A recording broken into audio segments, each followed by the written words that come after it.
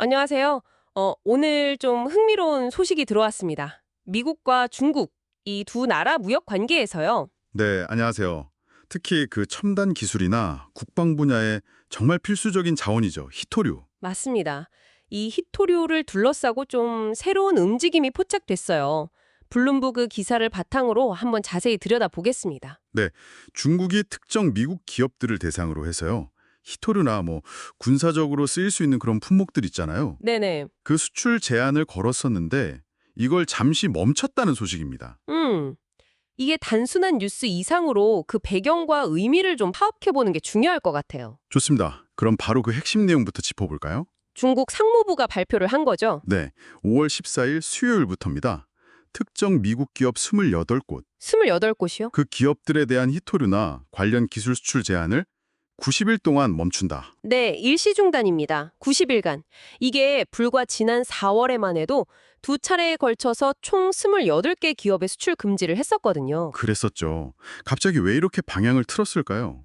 이게 표면적으로 보면 좀 갑작스러워 보일 수 있는데 사실 더 큰 그림 안에서 봐야 합니다. 더 큰 그림이라면요? 최근에 미국하고 중국이 서로 부과했던 관세를 좀 일시적으로 낮추기로 합의를 했잖아요. 아, 네. 그런 소식이 있었죠. 네, 이번 조치는 바로 그 합의의 연장선상에 있는 뭐랄까 후속 조치로 보는 게 자연스럽습니다. 아하. 그러니까 희토류 문제라기보다는 미중 무역 분쟁이라는 큰 틀에서 나온 제스처다. 그렇죠.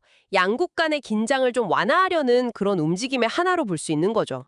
트럼프 대통령이 이걸 두고 완전한 재설정 이런 표현까지 썼다고 하던데요. 네, 맞습니다. 그만큼 상징성이 있다는 거겠죠. 실제로 이 소식 나오자마자 주식시장이나 달러 가치가 바로 반응했고요. 오, 시장은 정말 빠르게 움직이네요.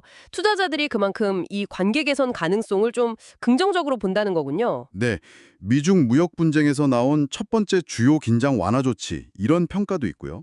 그런데요, 이게 완전한 수출 재개는 아니잖아요. 90일간 중단이고 그것도 수출 허가를 신청해야 한다. 이건 좀 네, 아주 정확한 지적이 있습니다.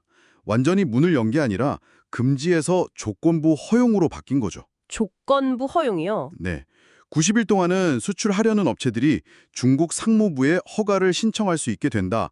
이런 의미입니다. 대상 품목에는 한 7가지 유형의 희토류가 포함되고요. 그 희토류 중에서도 특히 중요한 것들이 있겠죠? 그럼요.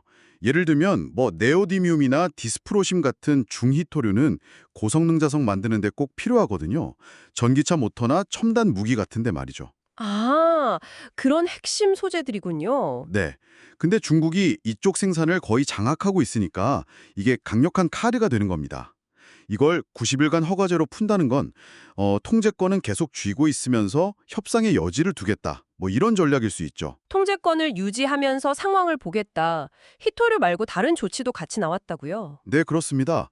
별도 발표가 있었는데 다른 미국 기업 17곳에 대해서도 무역이나 투자 금지 조치를 중단한다고 했어요. 아, 17곳 추가로요. 네.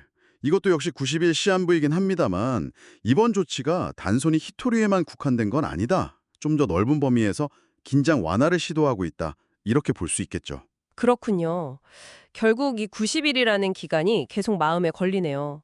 왜 딱 90일일까요? 뭔가 이유가 있을 것 같은데요?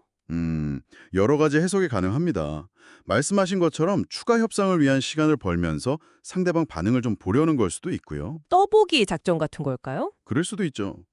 아니면 이 90일 동안 특정 산업 분야, 예를 들어 희토류를 사용하는 미국 산업에 미치는 영향을 좀 제한적으로 시험해 보려는 의도일 수도 있습니다. 아, 일종의 테스트 기간처럼요. 네. 또 다른 가능성은 미국한테서 다른 분야에서 뭔가를 얻어내기 위한 뭐랄까 맛보기 아니면 압박카드 이런 계산일 수도 있고요. 참 복잡하네요.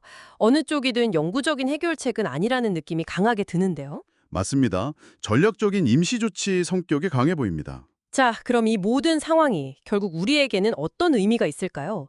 사실 히토류, 이게 뭐 전문가들만 아는 얘기가 아니라 그렇죠. 당장 우리 손에 들린 스마트폰, 노트북에도 다 들어가고요. 전기차, 풍력 터빈, 더 나아가서는 첨단 미사일 시스템까지.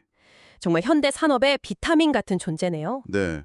그렇기 때문에 이번 조치가 단순히 미국과 중국 두 나라만의 문제가 아니라 우리 생활과 아주 밀접한 기술 공급망 문제, 그리고 국제 안보 문제까지 연결될 수 있다는 점을 좀 생각해 보셔야 합니다.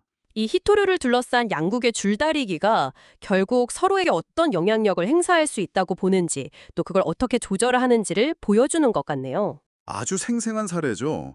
이게 일시적인 휴전으로 끝날지 아니면 90일 뒤에 다시 긴장이 높아질지는 정말 계속 지켜봐야 할 부분입니다. 네, 정리를 좀 해보자면 중국이 미중 무역 긴장 완화 흐름 속에서 특정 미국 기업 28곳에 대한 히토류 등 핵심 품목 수출 제한을 90일간 조건부 허가제로 전환했다. 그리고 이건 최근 관세 인하 합의의 후속 조치 성격이 강하다. 네, 그게 핵심 요약입니다. 하지만 말씀드렸듯이 이 90일이라는 시한이 모든 걸 불확실하게 만들죠. 그렇죠. 90일 뒤가 정말 궁금해지는데요. 과연 이 기간이 끝나면 수출 통제가 다시 강화될까요? 아니면 이게 양국 관계의 어떤 새로운 시작을 알리는 신호탄일까요?